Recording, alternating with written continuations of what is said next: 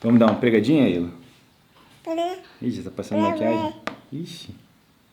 Tá, é o microfone? Ou é uma... Ah, oi. Esse é o microfone? É o, é o microfone, filha. É? Oi. Oi. Hoje eu tô aqui pra dar uma pregadinha com a minha filha, Ila. É?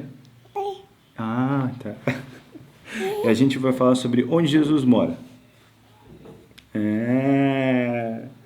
Muito bom. Toca aqui. Hi.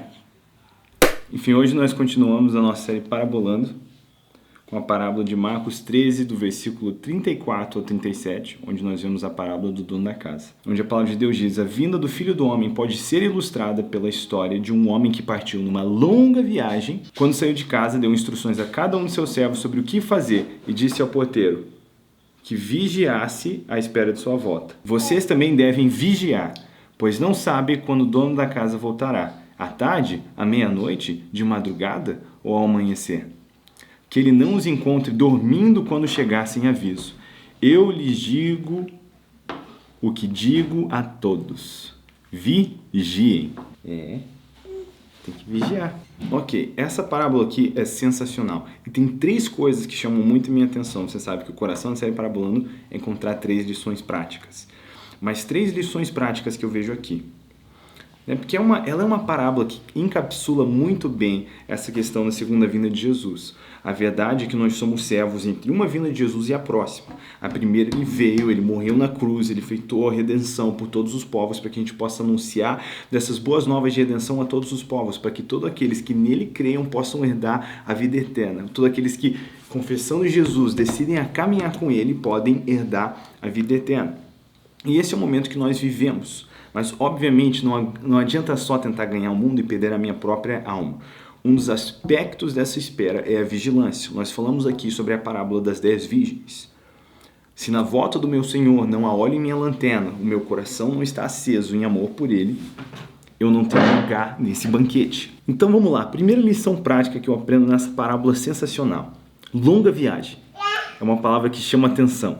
É um tema que chama atenção. O retorno é iminente, mas ninguém sabe quando. Porque sempre tem aquelas pessoas também que Eu vou dar um gole aqui da minha caneca de chá bem masculina.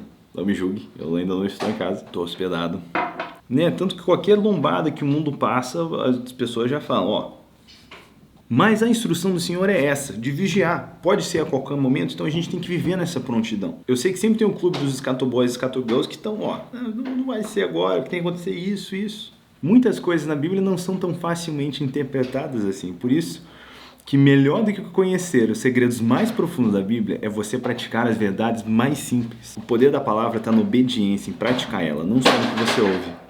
Tudo bem aí? Então, qual que é o mandamento que vem aqui? Qual que é a parte prática? É de vigiar. Então, mesmo que essa pode ser uma longa viagem, a gente já não sabe quando vai ser, a gente nunca vai saber quando vai ser. A gente pode se atentar aos sinais, mas o que é esse princípio? É o de vigiar, é o de viver em prontidão. Então, a viagem é longa, mas nós precisamos, do momento que o Senhor sai até o momento que Ele volta, estar em vigilância. Que é a segunda lição prática dessa parábola, vigilância. Eu preciso viver atento, porque pode ser a qualquer hora. Os sinais podem acontecer a qualquer hora. Essa vigilância, eu acredito, que diz respeito de manter o meu amor aceso pelo Senhor em toda época, em toda ocasião, não importa o que. Eu acredito que essa vigilância é prestar atenção se eu estou obedecendo os mandamentos do Senhor. Tem muita gente na crise, não sei qual é o meu chamado, mas não liga para obedecer os mandamentos de Jesus. Eu quero dizer uma coisa bem séria. Inclusive, eu vou fazer um vídeo sobre isso. Mas se você não busca obedecer os mandamentos do Senhor, você não tem que nem se preocupar ainda com qual que é o seu chamado. Primeiro obedece o que Ele mandou, depois vai descobrir qual que é o seu chamado pessoalmente. A gente fala sobre isso em outro vídeo. Mas parte dessa vigilância é estar atento para não estar desobedecendo ao Senhor, não estar matando a minha sensibilidade ao Espírito Santo pela iniquidade, repetir o pecado de novo.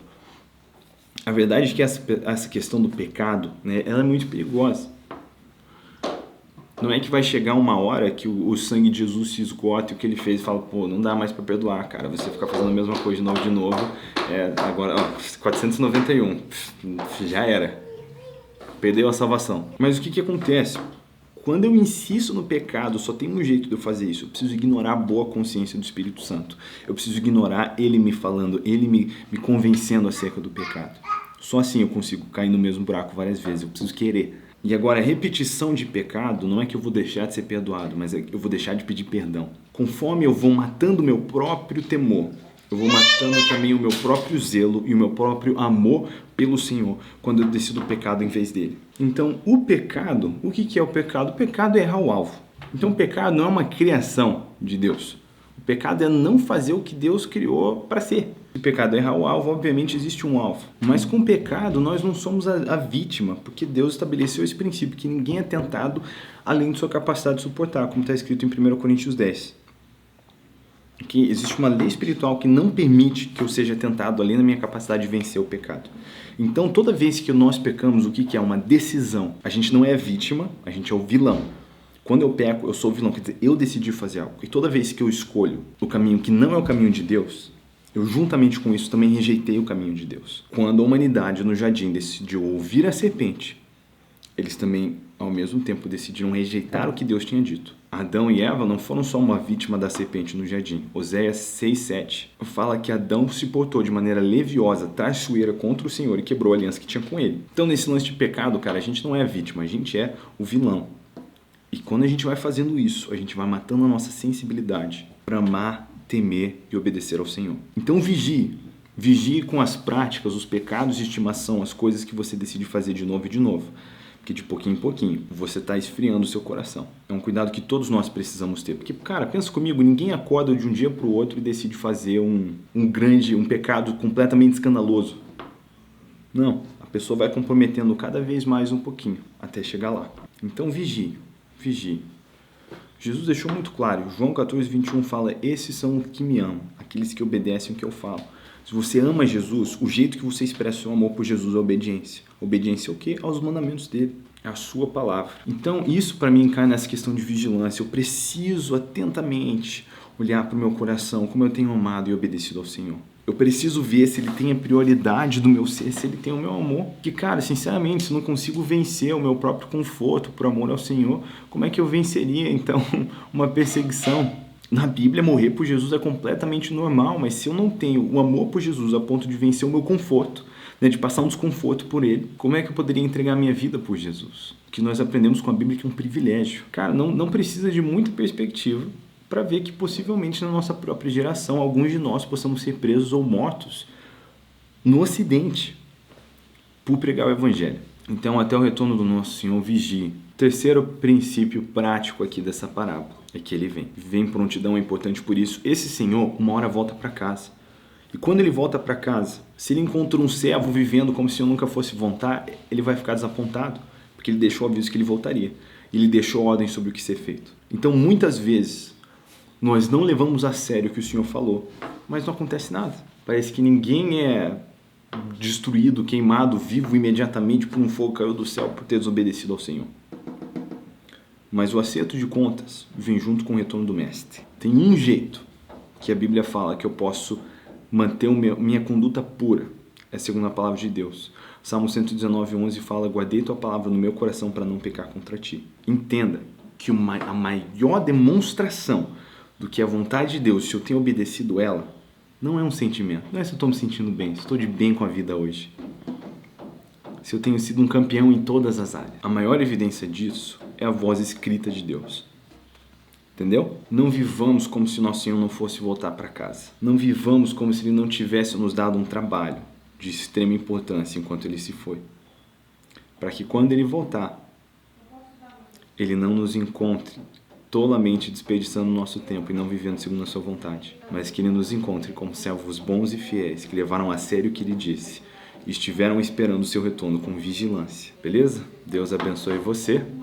Essa conclui as parábolas aqui únicas do livro de Marcos. E no próximo episódio nós já vamos para as parábolas de Lucas. Estamos agora na metade dessa série. Eu estou empolgado para a próxima metade. Inclusive, eu já vou dar um spoiler aqui. Eu estou trabalhando num segundo livro, que já está bem encaminhado, eu vou dizer isso, já está bem encaminhado, que é sobre a pregação do Evangelho.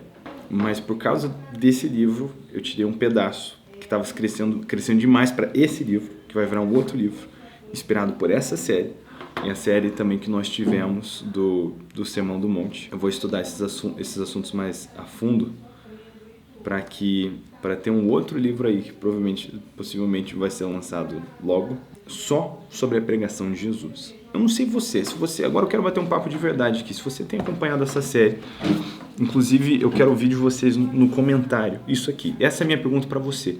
O que tem chamado a sua atenção? Um tema assim que parece que é recorrente nessas parábolas. Porque é verdade que as parábolas são Jesus falando acerca do reino dos céus com a linguagem humana. Então eu queria saber, vocês que têm acompanhado todos os episódios, cara, qual é o tema que tem chamado a sua atenção? Porque eu não sei você, pra mim, algumas coisas têm sido gritantes, porque até fazer essa série eu acho que eu não tinha percebido o quanto Jesus falava sobre essas coisas. Por exemplo, uma das coisas que está me chamando a atenção é o quanto Jesus fala de condenação, cara. Eu sabia que falar literalmente sobre o inferno, Jesus é, por exemplo, a pessoa que mais falou sobre. Mas, simbolicamente, eu não lembrava o quanto as parábolas falavam disso. Não lembrava o quanto as parábolas falavam de crescimento. Isso tem me chamado muita atenção também. E tem sido um período bacana. O livro não vai ser só a minha opinião sobre, eu vou fazer bastante pesquisa, já tenho feito bastante pesquisa. Mas eu estou empolgado com esse novo tempo aí. E todos os bons projetos que esse novo tempo permite.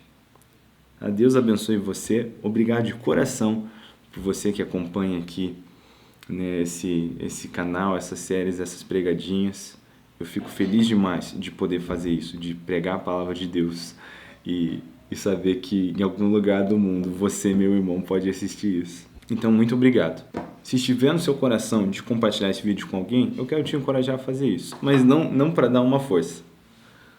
Eu não quero que seja isso, dar uma força por isso, para compartilhar o vídeo. Se esse é o seu coração, legal. Mas mais importante isso para mim é se você fala, não, cara, eu conheço alguém que precisa ouvir isso.